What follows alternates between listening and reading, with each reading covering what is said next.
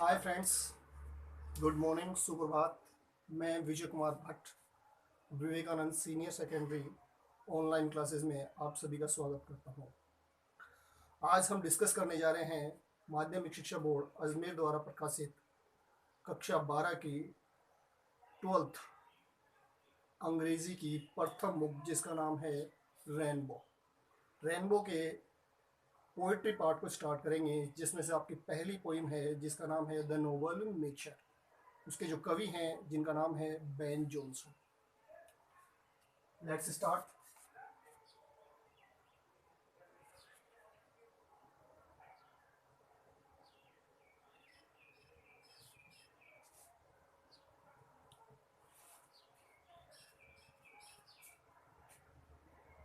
दोस्तों, ये काफ़ी अच्छी पोइम है।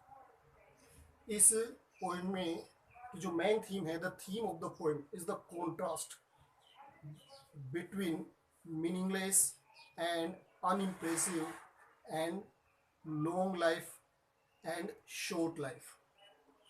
यहाँ कवि हमें ये कहना चाहता है कि short life may be perfect if it is full of virtuous and heroic deeds. इसका मतलब ये है दोस्तों कि यहाँ कवि हमें ये बताना चाहता है कि व्यक्ति लंबे जीवन जीने से महान नहीं बनता है, बल्कि अच्छे कार्य, अच्छे कर्म करने से महान बनता है। उसी के संदर्भ में आपकी कविता है। Let's start.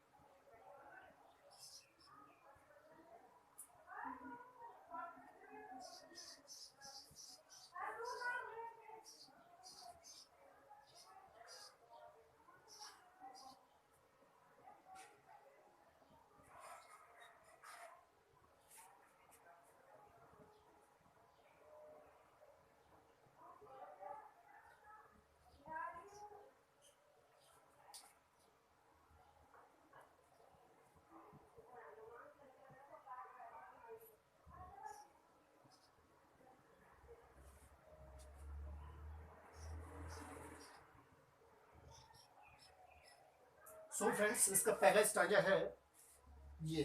First of all इसके कीवर्ड्स देखते हैं। It is not growing. यहाँ ग्रोइंग का अर्थ है डेवलपिंग, विकसित होना, बढ़ना। बल्क, वेरी बिग साइज, आकार में बढ़ना। बेटर, यहाँ बेटर का अर्थ है ग्रेट, महान। लेट अस सी, मैं यहाँ पर लिख रहा हूं ग्रोइंग। ग्रोइंग का अर्थ यहाँ पर है बढ़ना। बल्क, बल्क का अर्थ है आकार में बड़ा होना।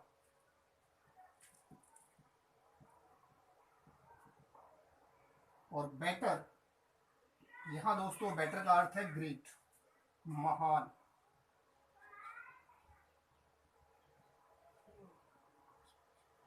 बाल्ड, बाल्ड का अर्थ है विदाउट लिव्स, पत्तियों विहीन,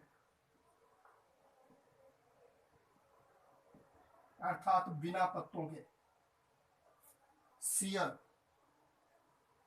मुरझाना। दोस्तों, ये इसके कीवर्ड है। फर्स्ट ऑफ ऑल है ग्रोइंग, जहां इसका अर्थ है बढ़ना। बल्क, आकार में बड़ा होना। बेटर का अर्थ है यहाँ महान। बाल्ड का अर्थ होता है पत्तियों विहीन, अर्थात बिना पत्तों के। सियर का अर्थ है मुरझाना। तो दोस्तों, ये इसके कीवर्ड्स थे। अब हम इसके पहले स्टांजा को एक्सप्लेन करते हैं कि यहाँ कवि हमें क्या कहते हैं it is not growing like a tree, in bulk doth make man better be. अर्थात कवि यहां कहना चाहता है कि it is a man can not become great simply by growing in a big size. अर्थात कवि ये कहना चाहता है किसी भी पेड़ की तरह आकार में बड़ा होने से कोई भी व्यक्ति महान नहीं बनता। महान तब बनता है उसके गुणों से, अपने अच्छे कार्यों से। यहाँ कवि जो है वो लंबे जीवन की जो तुलना है वो एक ओक प्लांट से करते हैं। ब्लूथ का पेड़ होता है ये, इससे करते हैं। देखिए कवि ने क्या कहा, it is not growing like a tree, किसी भी पेड़ की तरह आकार में बड़ा होने से कोई भी व्यक्ति महान नहीं बनता है। In bulk doth make man better be, यहाँ बेटर का मैंने आपको बताया था ग्रेट होता है, जहां इसका होता है महान। अर्थात किसी भी पेड़ की तरह आकार में बढ़ जाने से कोई व्यक्ति महान नहीं बनता है, महान बनता है अपने कार्यों से, अपने गुणों से। और इसी लंबे जीवन की जो तुलना की है यहाँ कवि ने ओक प्लांट से की है। किससे की है?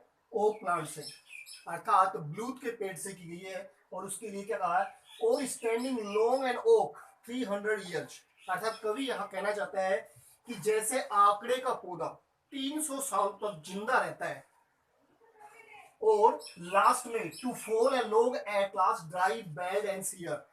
अर्थात कवि ये कहना चाहता है कि जैसे आंकड़े का पौधा 300 सालों तक जिंदा रहता है, अंत में वह सूखकर, मुरझाकर और बिना पत्तियों के नष्ट हो जाता है, अर्थात उसके जीवन का कोई भी उपयोग नहीं होता है।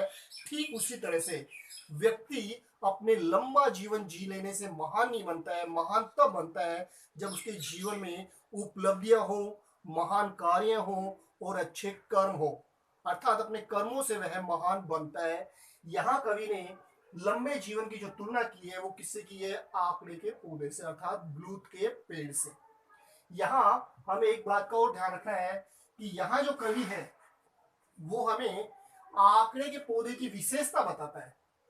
किसकी विशेषता बता रहा है? आंकड़े के पौधे की। जहां कवि कहता है कि जैसे आंकड़े का पौधा 300 सालों तक जी लेता है, लेकिन अंत में वह सूखकर, मुरझाकर और बिना पत्तियों के नष्ट हो जाता है, ठीक उसी प्रकार से एक व्यक्ति लंबा जीवन जी लेता है, लेकिन अगर उसके जीवन में कोई भी उपलब्धियां ना हो, महान कार्य ना हो और अच्छे कर्म ना हो, तो उसका जीवन भी क्या है? आंकड़े के पौधे की तरह व्यर्थ ही कहलाता है। यहाँ कवि हमें आंकड़े के पौधे की विशेषता कहलाता है कि जैसे कवि कहता है, ओ प्लांट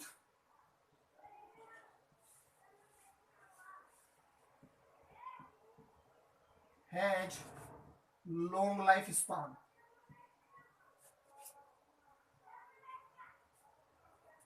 300 years।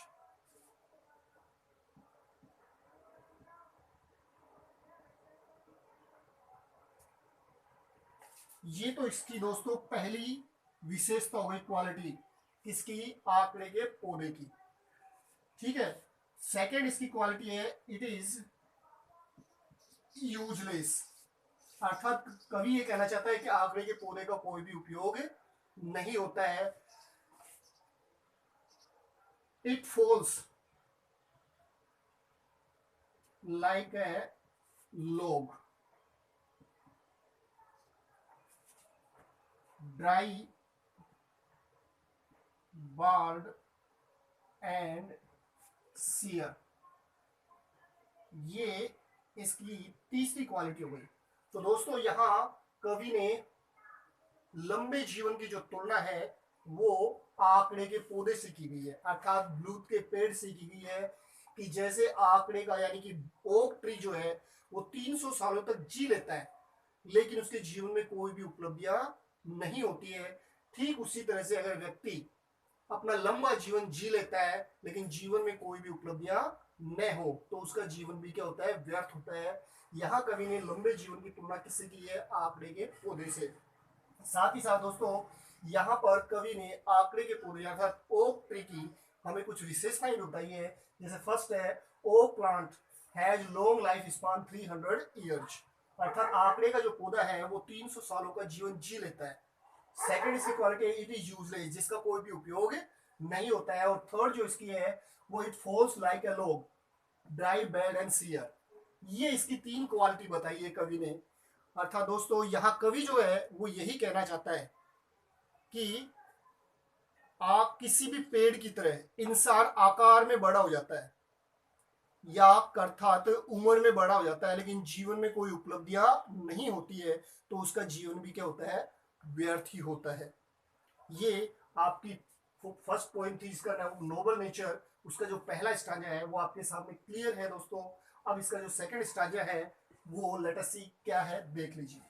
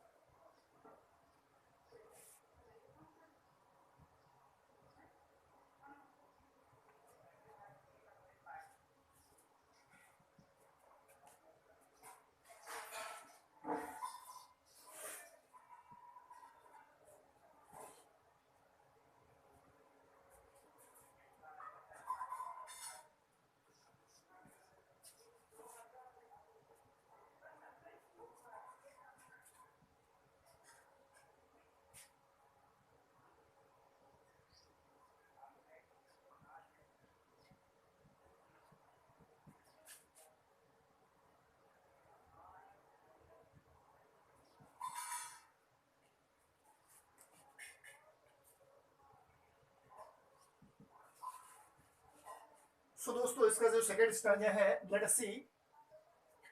यहां कवि ने सेकंड स्टांजा में छोटे जीवन की जो तुलना है वो लिली से की गई है। तो फर्स्ट ऑफ ऑल इसके की वर्ड देख लेते हैं। लिली एक कुमोदनी का पौधा होता है, और एडे का मतलब है केवल एक दिन के लिए। फेयर का अर्थ होता है मोर ब्यूटीफुल, जा बहुत ज्यादा सुंदर, मोर ब्यूटीफुल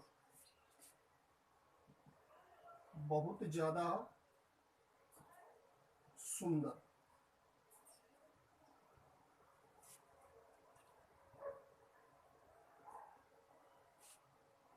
तो ये इसके कीवर्ड है। ऑल्दो यद्यपि, फॉल अर्थात डाई नष्ट होना, गिर जाना, that night plant and flower of light.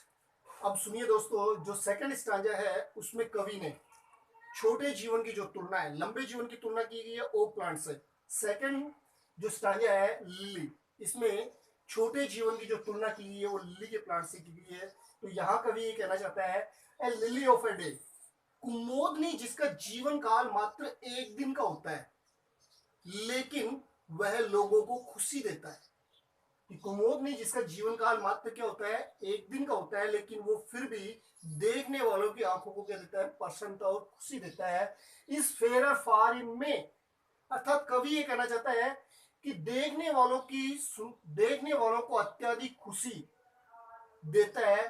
किसके कारण, अपनी सुंदरता के कारण। Although it fall and die that night, अर्थात कवि कहता है ये उसी दिन तो पैदा होता है और उसी रात नष्ट हो जाता है। अर्थात कवि ये कहता है कि केवल इसका जीवन काल मात्र एक दिन का है। दूसरी ओर हम ले ओक प्लांट जिसका जीवन काल मात्र कितने दिन का था, 300 सालों का। यहाँ लिली है जिसका जीवन काल मात्र क्या है, एक दिन का है। ये उसी दिन तो क्या होता है, पैदा होता है, उसी रात क्या होता है, नष्ट हो जाता है। It was the plant and flower of light, इसलिए कवि इसे रोशनी का पुष्प अर्थात रोशनी का फूल कहते हैं। The poet calls it flower of a light. क्यों, because it blooms with sunrise and dies with sunset, अर्थात ये सूर्योदय के साथ तो पुष्पित होता है और सूर्यास्त के साथ क्या होता है, नष्ट हो जाता है। इसलिए कवि इसे रोशनी का पुष्प कहते हैं। यहां कवि जहां कवि ने ओक प्लांट की क्वालिटीज बताई थी हमें, इसी तरह से कवि हमें लिली की विशेषताएं बता रहे हैं। फर्स्ट ऑफ ऑल एक फर्स्ट विशेषता है, lily has short life span,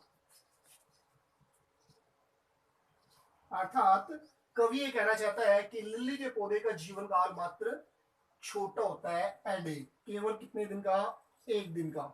और जहां ओक प्लांट का जीवन काल कितना था, 300 सालों का। सेकेंड इसकी जो क्वालिटी है, इट इज यूजफुल। ये इट इज ब्यूटीफुल कर सकते हैं हम कि ये सुंदर है। क्या है, सुंदर है। थर्ड जो इसकी क्वालिटी है दोस्तों, the poet calls it flower of light. So दोस्तों यहां कवि बेन जॉनसन लॉन्ग लाइफ को जो कंपैरिजन है वो ओक प्लांट से करते हैं, और दूसरी ओर जो लिली है वो शॉर्ट लाइफ को रिप्रेजेंट करता है। अर्थात कवि ये कहना चाहता है कि किसी भी पेड़ की तरह आकार में बढ़ जाने से कोई भी व्यक्ति महान नहीं बनता है। महान बनता है अपने महान कार्यों से, उपलब्धियों से और अपने अच्छे कर्मों से। जैसे कि लिली का पौधा जिसका जीवन काल मात्र एक दिन का होता है, लेकिन देखने वालों की आंखों को वो खुशी और प्रसन्नता प्रदान करता है, वनस्पत किसके, ओक पौधे के। इसीलिए कवि ने लंबे जीवन और छोटे जीवन के बीच में एक विरोधाभास प्रस्तुत किया है कि लंबा जीवन अनुपयोगी सिद्ध हो सकता है बजाय किसके, छोटे जीवन के, बशर्ते if it is full of heroic virtuous and great deeds, यदि उसमें महान कार्यों का शामिल हो। सो दोस्तों मैं आशा करता हूँ आपको ये कविता जरूर पसंद आई होगी। अगर आपको ये कविता अच्छी लगी हो और समझ में आई हो तो प्लीज़ शेयर इट। थैंक्स।